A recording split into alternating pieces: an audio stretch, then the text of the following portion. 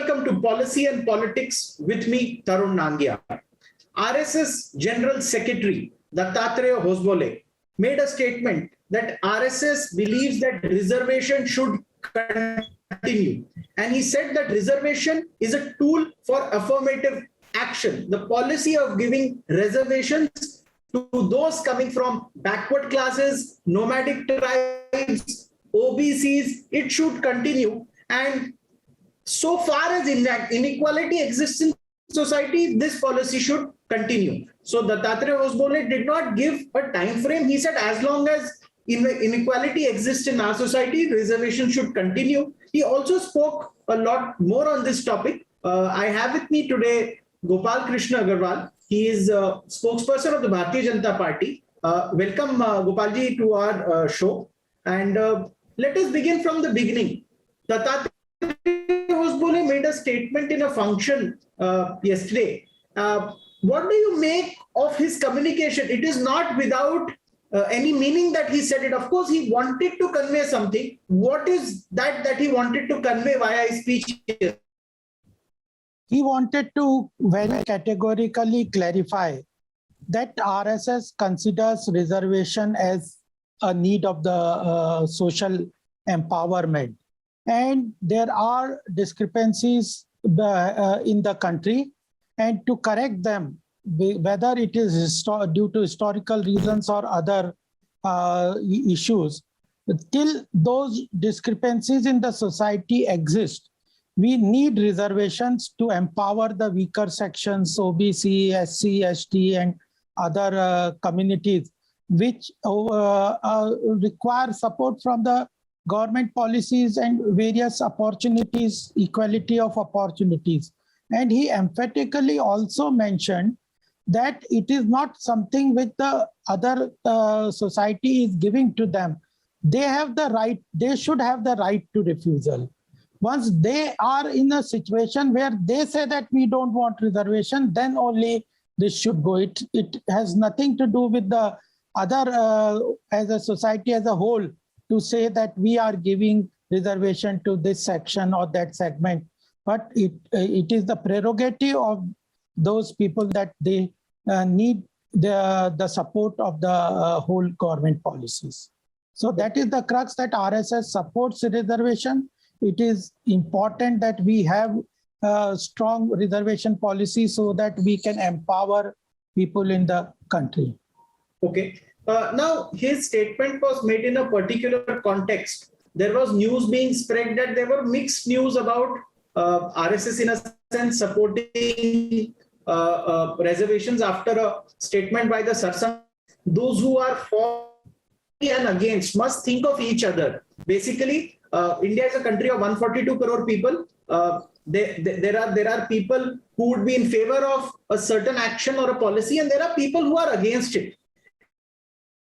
And the statement was that both should think about each other. After which we saw Dattatreya Hozbole making a statement, but RSS as an organization, it supports reservation till such time that equality should stop. But he made another interesting addition.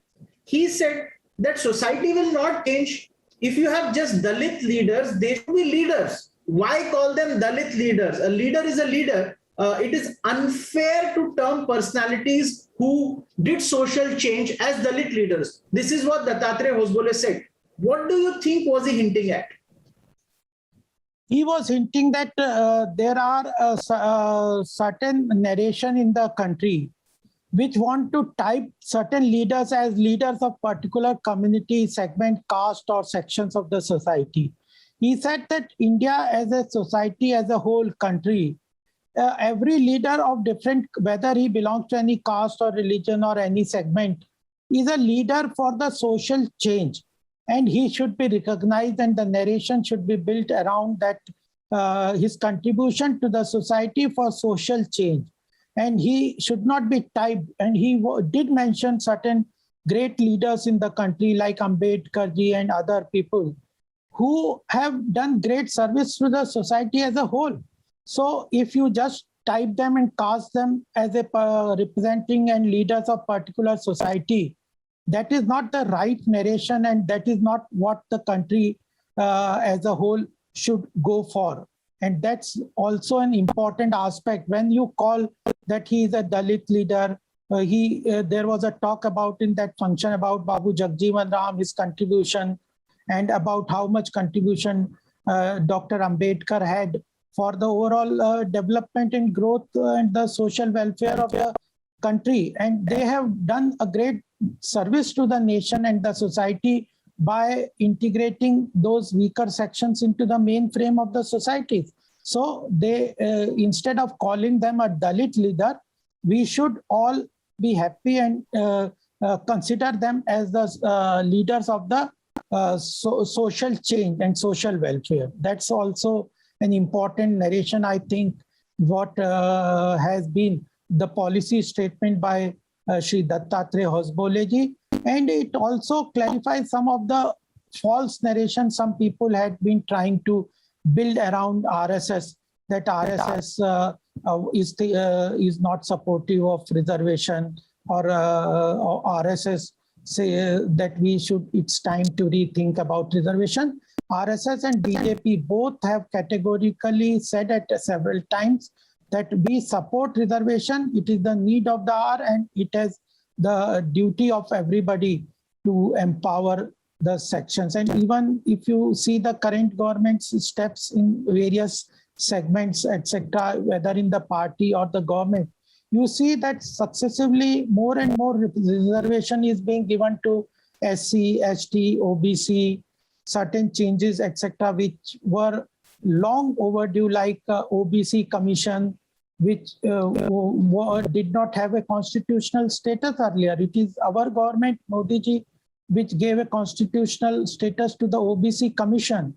And yesterday, a historic bill on the OBC was passed as a consensus as a 127th constitutional amendment by both houses of parliament. So the focus of the social engineering initiative of RSS is that we should integrate all societies, not only discriminate based on simply caste, but empower them and bring them to the mainframe in the social chain. I'll come to the OBC bill that was passed. Before that, Dattatreya Hosbole further made a statement at the function organized by the India Foundation. He said that my organization, which is the Rashtriya Swayamsevak Sangh, and I asked for decades. Then he said, when the anti-reservation protests were organized in many campuses, we passed a resolution and organized a seminar in Patna in reservation. This shows that he is giving a very strong message that RSS as an organization is completely in favor of reservations, and there is not even an iota of doubt that it thinks anything contrary to that. Do you think that it was a policy statement laid out for the 142 crore people of India in response to some communication or some appearances in many media that maybe they are not in favor of it, or they want some modification of that? Definitely, it's a important policy statement and more of a clarification, because RSS is generally has been supportive, and at several point of time, it has been said that RSS considers reservation as an important tool for social empowerment, and he reiterated that statement only. One thing as a clarification we can also discuss is about, because RSS does not discriminate based on caste in its own functioning. Whether you see about the camps that we hold in this annual training camps that RSS hold, or whether there are several functions and festivals which the RSS hold, and even the pracharaks don't use their caste identity in their names. So some people have this confusion that RSS wants the caste identity should go away, but that is not the issue and that is very categorically has been clarified here, that RSS, though as a longer goal in the society and etc., considers every caste and every segments as a part of the Indian society, but it supports a reservation as there certain society segments have not been able to benefit out of. Political leaders coming from the RSS into the Bharatiya Janata Party. Nitin Gadkari is one example. Nitin Gadkari made a statement some time ago that politics as a tool for socio and economic transformation. Social transformation meaning that, of course, the backward classes should get social equality. Economic transformation meaning, of course, people should be better off economically. It is, of course, then the thinking of the RSS that politics is a tool of socio-economic transformation. Do you think this stems from the fact that RSS prides itself in seeing a Hindu identity above a caste identity? Can you explain both statements? A, RSS thinking Hindu identity is bigger than a caste identity, and second, politics being a tool for uplifting the marginalized. If you, Tarunji, if you look into the Hindu philosophy or Sanatan Dharma, which we call, caste is an integral part of the whole Hindu philosophy. And if you look into various scriptures like Bhagavad Gita and other Upanishads, Ved, etc., where caste structure in the society is well embedded. So you cannot differentiate between caste and Hindu identity. So this is a very important narration that you have asked as a question. And I must say that caste is an integral part of whole Hindu structure of society. And there are certain issues with regard to the classification about classes, like Chatur Varnyam. So caste and Varn, these are the two classifications which the Hindu society stands for. Based on your activity, they classify whether you are a farming category, whether you are trading community, whether you are a Kshatriya for fighting, or whether you believe in Brahman education and policy making, etc.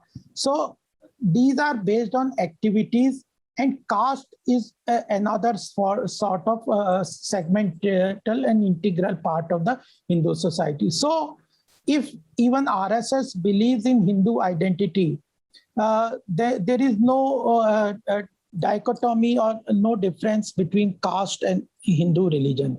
Second important point I would like to clarify here is the definition of Hinduism as per RSS and general definition is quite different. So if we just relate Hindu identity with a form of worship, then there are certain confusions. But as far as RSS is concerned, RSS is very clear that whoever lives in the country, who believes in the country as its motherland, who believes in the ancient history of the country, that has to be a part of the Hindu identity. So it's not clearly a religious concept that Hinduism is being discussed or narrated in the RSS domain. But actually, if you look into the details, etc., caste is an integral part of Indian culture, Indian society, and therefore there is no difference between caste and Hindu identity. Caste is a subset of the Hindu culture or society. So, how would you like to say that currently the tallest leader of the country, who's the prime minister of the country, comes from a OBC background, which was not privileged exactly, but he rose to become the prime minister of India and he is into his second term. Of course, without the support of the RSS, Narendra Modi, who's our prime minister, wouldn't have become what he is. Is that cited as an example to show that wherever your caste is, whatever your caste is, you can become number one, as in the prime minister is the first person? Tarunji, if you look into Modi ji, he has rose through the ranks on his own effort and his entrepreneurship, whatever you call. He is a mass leader and he is an icon for Bharatiya Janata Party. And we have in the RSS almost 25 to 30 national organizations which are working in different fields. So RSS is in the society working for the upliftment of society and nation, human building, human development, etc.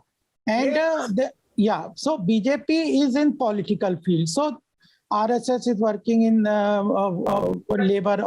So these have quite different roles and different. So Narendra Modi, yes.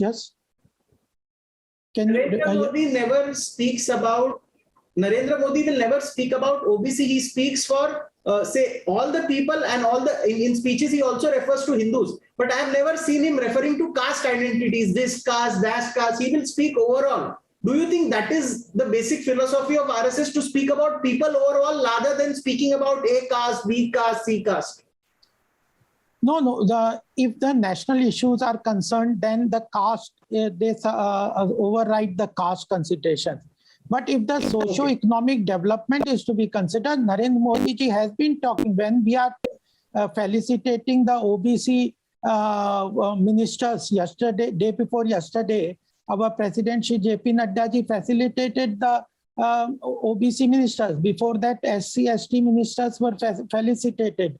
Then the earlier women ministers have been felicitated.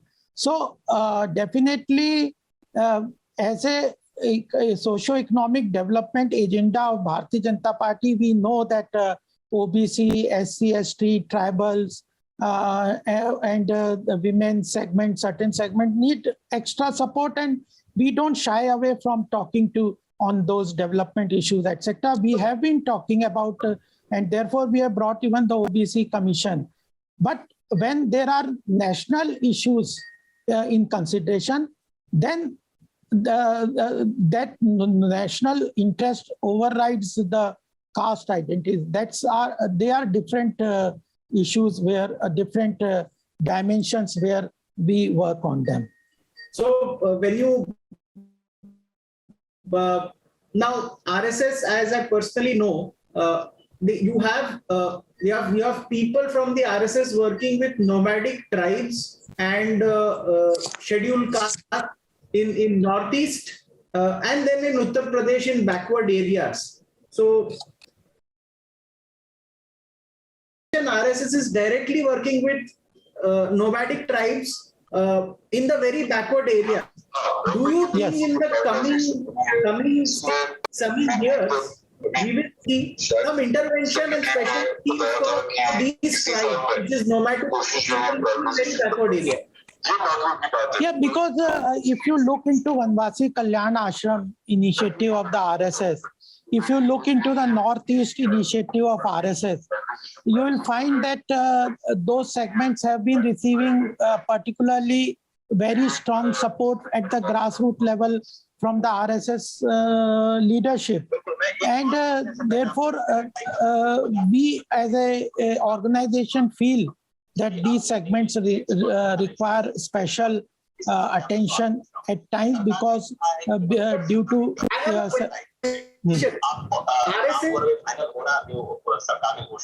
nomadic tribes and scheduled castes.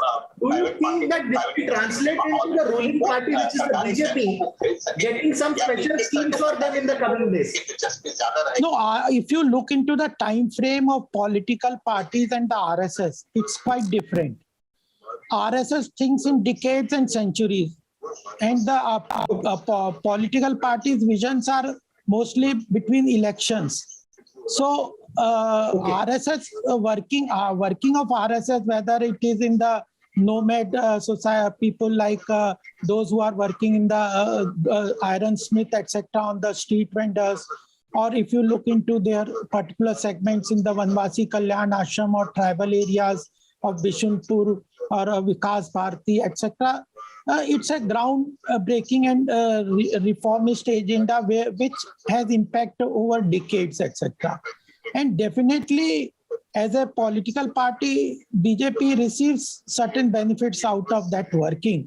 But the objective and agenda of BJP and RSS, as far as segmental societies or difference in the society, is quite in a different time frame. So you cannot directly link into the voting pattern of these people, but ultimately integration of a strong society, integration of these marginalized sections into the main frame of the society, empowering them, is the main agenda of RSS. And political outfit and political action is also a very strong and affirmative action from the political side is also required, because as far as big changes are considered, political outfits have much more resources and power to make those changes through law, legal structure, resources, etc. So the objectives are linked in a different time frame, but though they are quite linked to the empowering of the society's weaker sections and integrating the society, making a strong nation as such. Thank you so much, Mr. Gopal Agarwal, for sharing with us, in a sense, the philosophy of RSS and also the clarification issued by Dattatreya Hosbole, which in a sense set the record straight that RSS is staunchly supporting reservations and they are here to stay. Thank you so much. Thank you. My pleasure. And it is always pleasure to talk with you on policy matters, because we miss in the TV debates such kind of in-depth discussions and clarification on policy matters and ideological matters. Thank you very much. Thank you. Thank you for joining us.